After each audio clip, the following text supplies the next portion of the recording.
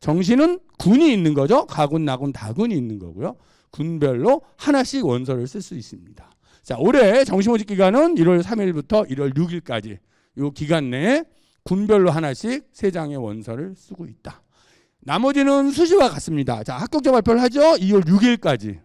그러면 역시 등록 기간이 있고요. 등록 기간은 한 군데만 등록을 해야 된다. 똑같은 원리이고요. 그럼 대학은 미등록에 대해서 충원 합격 발표를 하겠죠. 언제까지? 요 날짜 기억하셔야 돼요. 2월 20일 18시. 요걸 기억하시면 됩니다. 2월 20일 18시. 그러니까 정시에 원서를 썼다면 2월 20일 18시까지는 기다리셔야 되는 거고요. 2월 20일 18시까지 아무 연락이 없다면 걔는 뭐죠?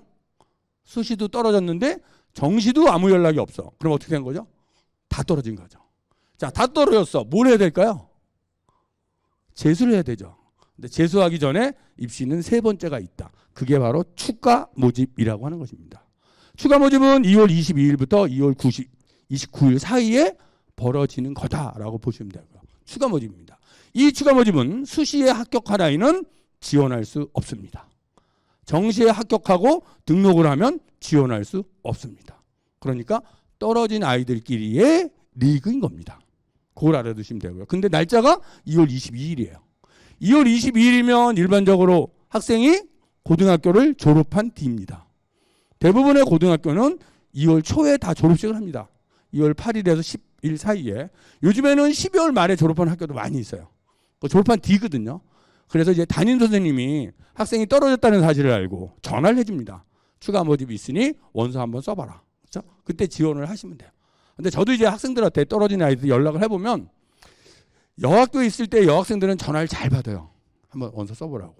근데 남학생들은 전화를 안 받아요. 그죠? 졸업을 하면 학교랑 원수가 돼버려요. 아이들이. 전화 받을 생각을 안 해. 생각을. 자, 어머님들 기억하세요. 우리 애가 수시나 정시에 붙었다면 기억하지 않으셔도 돼요. 걔는 지원 자격이 없으니까요. 다 떨어졌다면 생각해 보세요. 추가 모집이 있습니다. 2월 22일이다라고 보시면 되고요. 그래서 올해 2월 20일을 기준으로 164개 대학에서 약 18,000명의 추가 모집이 발생했다. 그 164개 대학 중 제가 서울에 있는 대학이나 지방 거점 국립대학만 한번 모아봤어요. 그랬더니 가천대 31명, 경북대 무려 73명, 국립경상대 89명, 서울에 있는 대학도 성신여대 25명, 숭실대 40명, 한국외대 29명, 서울 홍익대 85명, 세종 캠퍼스 30명. 상당히 많은 추가 모집이 발생했다. 이 추가 모집은 대학이 뽑기 싫어서 안 뽑은 게 아니에요. 뽑았는데 그 아이가 등록을 포기한 거죠. 왜? 다른 대학으로 가버린 거예요. 그래서 미등록 아이 중에서 다시 추가로 발표를 했더니 추가에 붙은 애는 등록을 했는데 먼저 등록한 애가 또 다른 대학으로 가버린 거예요. 뽑아놓으면 도망가고 뽑아놓으면 도망가고 뽑아놓으면 도망가고 하다가 기간이 끝나버린 거죠. 그래서 추가가 발생했다. 보시면 돼요. 자, 수시는 6번의 기회가 있고요. 정시는 3번의 기회가 있습니다. 그런데 추가 모집은 지원 횟수에 제한이 없습니다. 그러면 어떤 아이가 선생님 저는 164개 대학에 다 쓸래요. 다 써도 됩니다. 다 써요. 그런데 164개를 쓰려면 지원료가 꽤 들어요. 그건 고민하셔야 돼요. 대충 얼마쯤 드는 줄 아세요? 164장을 쓰려면 약 500 정도 들어요. 그러니까 뭐 많이 쓸 건 아니고요. 자신의 성적을 보면서 비슷한 대학으로 지원하시면 된다. 있어서 이제 정시 모집 뭐 짧게 설명을 할 텐데요. 정시 모집 가나 다군으로 선발한 인원, 여기 이제 미충원 인원이에요. 수시에 뽑지 못해서 정시로 넘어온 인원들이 이렇게 있다는 거예요. 연대나 고대도 수시에서 뽑지 못해서 많이 넘어와요, 정시로. 그 이유는 충원 기간이 짧기 때문에 그런 거예요. 그래서 실질적으로 발표된 인원보다 정시 인원은 더 늘어난다라고 보시면 돼요. 여기 인원들 넘어온 인원들로 보시면 되고요. 그래서 군이 있는 거예요. 군이. 정시는 서울대가 나군이죠. 지역균형으로 136명, 일반 전형 1119명.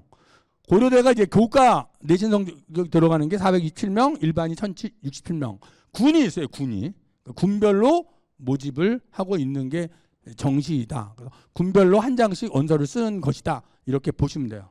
보시면 되고, 그 다음에 반영하는 부분을 볼 때 충남에 있는 대학으로 설명을 하자면 반영하는 과목의 비율이 다 달라요. 그러니까 충남 쪽에 있는 대학들이 보니까 보세요. 건양대는 국수형 가로 안에 33이잖아요. 그러니까 저 중에서 3개만 반영한다는 거죠. 하나 버린다는 거예요. 33.3으로 버린다는 것이고, 나사렛대는 40, 40, 40이니까 탐구 20은 고정이고 국수형 중에 2개만 반영한다는 거죠. 그런 구조이고요. 좀 특이한 대학은 청운대예요. 4개의 영역 중 점수가 좋은 거 3개를 반영하는데 가장 좋은 거 40%, 두 번째 좋은 거 40%, 세 번째 20% 이런 구조, 이런 거죠. 그래서 정시 모집은 수능의 반영 영역과 반영 방법이 대학마다 달라요. 이건 자연계, 역시 충남 쪽 대학들이에요. 다 다르기 때문에 정시 모집은 이제 학생들이 수능 시험을 봐서 수능 결과가 나오면 그 성적표를 가지고 나의 성적을 유리하게 적용하는 대학이 어디인가를 보시고 지원의 전략을 짜는 게 맞다. 그래서 저는 이제 여기가 충남이기 때문에, 아산이기 때문에 충남에 있는 대학을 설명을 드렸는데요.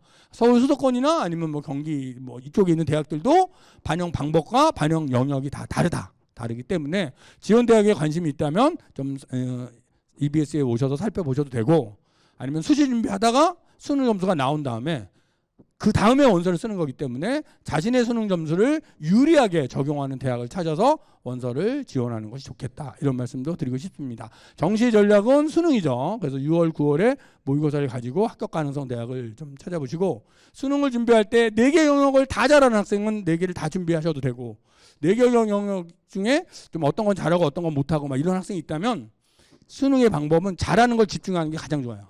잘하는 걸 집중해서 올리는 게 좋아요. 정시 모집은 선택이잖아요. 선택이니까 못하는 건 버릴 수도 있어요. 버릴 수도 있고, 아니면 못하는 건 비율을 작게 반영할 수도 있어요. 그래서 4개를 다 잘하는 학생들은 당연히 4개를 다 하는 게 맞고요. 4개를 다 하기에는 좀 내가 힘이 좀 붙이다라고 한다면 잘하는 몇 개의 영역에 집중을 하는 것도 정시 전략 중에는 괜찮은 전략이다, 이런 말씀도 드리고 싶습니다. 제가 여기까지 쭉 설명을 했는데요. 우리가 지원을 할 때 학과를 결정해야 돼요. 학과 결정을 할 때 가장 중요한 것은 점수에 맞는 학과를 결정하는 것이 아니라 내가 무엇을 잘하고 좋아하는지, 자신의 흥미적성 가치관을 잘 보시고, 또 사회 변화나 직업의 변화 이런 것들을 고려해서 자신에게 맞는 그런 진로를 선택하고 거기에 맞는 학과를 준비해서 그쪽 학과로 진학하는 것이 가장 좋은 방법이다.